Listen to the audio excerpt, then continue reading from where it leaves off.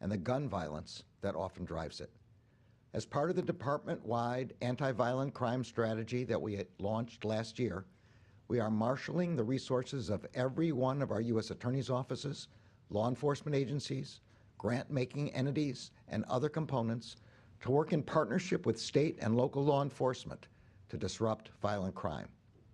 We are cracking down on the criminal gun trafficking pipelines that flood our communities with illegal drugs.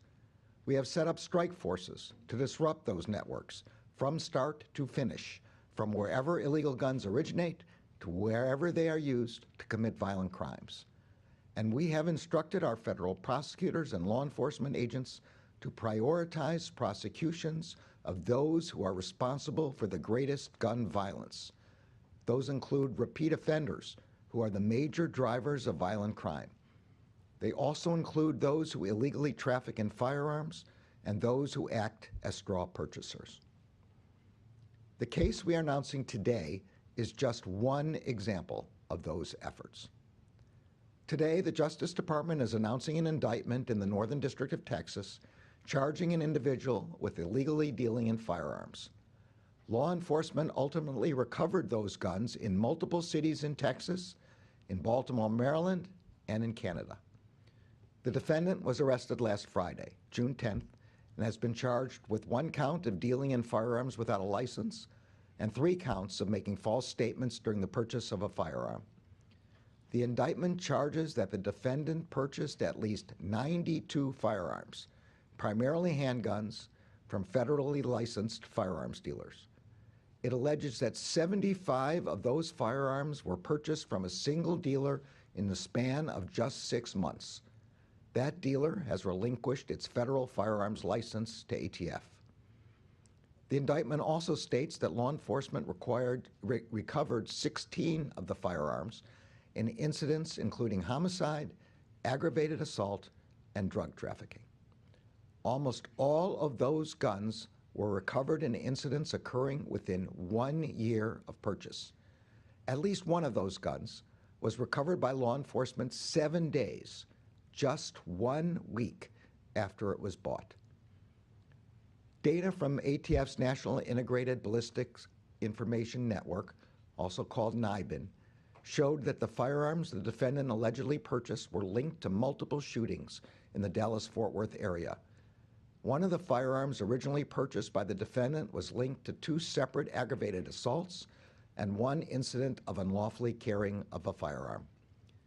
The indictment also charges that 3 separate times over a 3-month period last year, the defendant falsely stated to a federal firearms licensee that he was the actual transferee and buyer of the firearms, when in fact he was not. Those firearms included a Taurus 9mm pistol, a Glock 9mm pistol, and a Glock 40 caliber pistol. The investigation is ongoing. I want to thank and recognize the prosecutors and law enforcement teams across the department whose exceptional work resulted in this indictment, including the U.S. Attorney's Office for the Northern District of Texas and ATF's Dallas Field Division. As I said, this case is just one example of the efforts the Justice Department is taking to protect our communities from violent crime and from the illegal gun trafficking that often drives it. Just last month, in the Southern District of New York, we charged a couple who are alleged to have purchased 68 guns as part of an interstate gun trafficking conspiracy.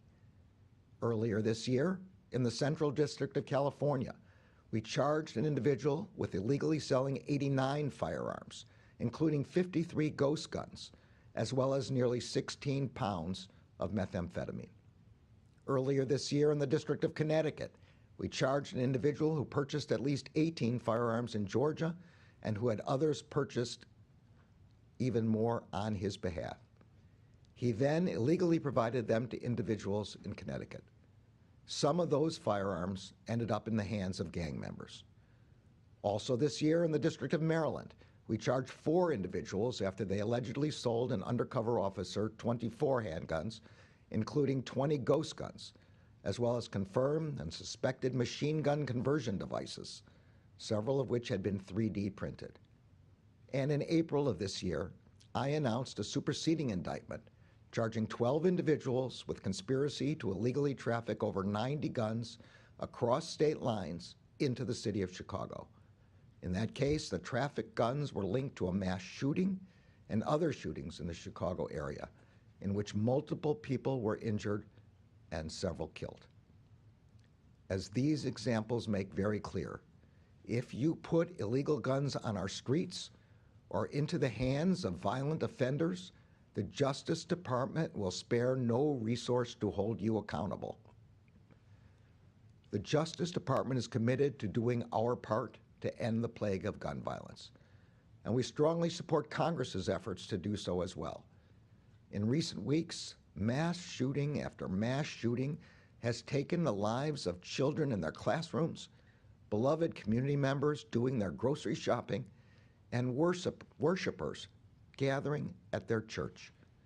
So, as our agents and prosecutors work to get crime guns out of our communities, we are also committed to doing everything we can to support the bipartisan gun safety negotiations that are taking place in Congress as we speak.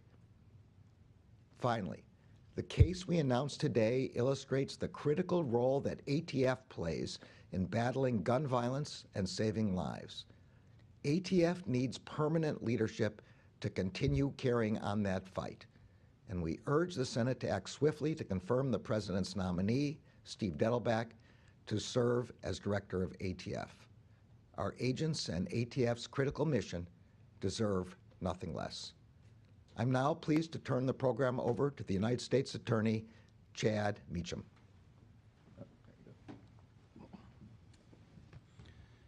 Thank you, Mr. Attorney General. I'm Chad Meacham, the United States Attorney for the Northern District of Texas, and I'm glad to be here with y'all today. I know that many of you have been shaken by the surge of gun crime across this country, especially those crimes committed by people the system has already deemed dangerous: convicted felons, protective order targets, and those with adjudicated mental health issues. But criminals cannot commit gun crime without access to guns. The Second Amendment protects the rights of law-abiding citizens, but not prohibited persons, nor those who arm them. The U.S. Attorney's Office, ATF Dallas, and the entire Department of Justice is working our level best to keep guns away from dangerous offenders before they can put finger to trigger. As General Garland mentioned, my office just indicted DeMontre Hackworth, a firearms dealer who allegedly purchased almost 100 handguns, many of which have turned up on the streets. The investigation indicates that one was recovered following a homicide near Fort Worth, Texas, just 55 days after purchase. Another was used during an assault near Dallas, only 78 days after purchase.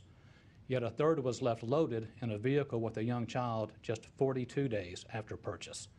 16 of the guns Mr. Hackworth allegedly purchased have been recovered in incidents and crimes not involving him across the United States and in Canada, most within a year of purchase. The investigation indicates that some had been used in more than one crime. As charged in the indictment, Mr. Hackworth obtained guns from federally licensed firearm dealers, falsely identified himself on ATF forms as the actual transferee, and then turned around and illegally provided them to others. Federal law does not allow alleged profiteers to engage in the business of dealing firearms, devoting time and effort to obtaining and reselling guns for monetary gain without a license. When an unlicensed dealer purchases guns for others, he allows the actual recipients to bypass background checks. Aware or not of the recipient's past, an unlicensed dealer may well hand over guns to some of society's most dangerous individuals, prohibited persons like drug dealers, human traffickers, even murderers. Selling to customers who cannot pass background checks allows guns to be used in real crimes against real victims, people whose lives may never be the same. Before I turn the podium over to my colleague from ATF, I want to make one point. These cases are not easy to investigate or prosecute. The law enforcement agents literally had to work multiple cases backwards before the identity of someone like this defendant becomes even known. You can only imagine the kind of dedication it takes to run each purchase to ground and then take all that evidence and bring this type of charge. We thank the prosecution team for their efforts. We may never know how many lives we saved by stopping this defendant's allegedly illegal gun trafficking. I'll next turn the podium over to ATF Special Agent in Charge in Dallas, Jeff Boshek. Thank you, Chad. General Garland. Hello and good afternoon. My name is Jeff Boshek, and I'm the Special Agent in charge of ATF's Dallas Field Division. The Bureau of Alcohol, Tobacco, Firearms, and Explosives is the lead federal law enforcement agency involved in investigations of illegal firearms trafficking, and the Dallas Field Division investigates these crimes in North Texas, Oklahoma, and southern New Mexico. ATF is the sole agency in the United States authorized to trace firearms for law enforcement, and ATF traced more than 500,000 crime guns nationwide in FY21. Over the past 3 years, a pattern emerged as firearms were recovered throughout the United States and Canada. As those firearms were investigated and traced by ATF, many had a single commonality. As the indictment charges, they had been purchased by DeMontre Hackworth. 9 firearms recovered in the Dallas area were traced back to an alleged purchase by Hackworth. Another firearm recovered in Longview, Texas, was traced back to an alleged purchase by Hackworth. An additional firearm recovered in Baltimore was traced back to an alleged purchase by Hackworth. And incredibly, another 4 firearms recovered in Canada were also traced back to an alleged purchase by Hackworth. As the investigation continued, ATF special agents scoured the Dallas area, visiting federal firearms licensees, and discovered the extent of Hackworth's suspicious purchases. As the indictment charges, from 2019 throughout 2021, Hackworth purchased at least 92 firearms, illegally trafficking these firearms throughout the area. These firearms were later used in incidents including aggravated assault, homicide, and drug trafficking, at least one within 7 days of being purchased. Illegal firearms trafficking is not a victimless crime. There are real consequences when individuals illegally engage in the business of buying and selling firearms. ATF will continue to use all available resources to strategically target and identify illegal firearm sales, trafficking patterns, and sources of crime guns, and to interrupt the illegal flow of firearms to criminal gang members, felons, firearms traffickers, and all persons who are otherwise prohibited from possessing firearms under federal law. Our strategy is to impact violent crime in our communities. It's comprehensive. We strive to identify not only those who commit violence throughout our neighborhoods, but also those who provide the tools to do so. This investigation is a prime example of us leveraging technology and partnerships to do just that. This is not just a job to us. We live in these same communities being ravaged by violent crime across the country. It's our calling to make communities safer.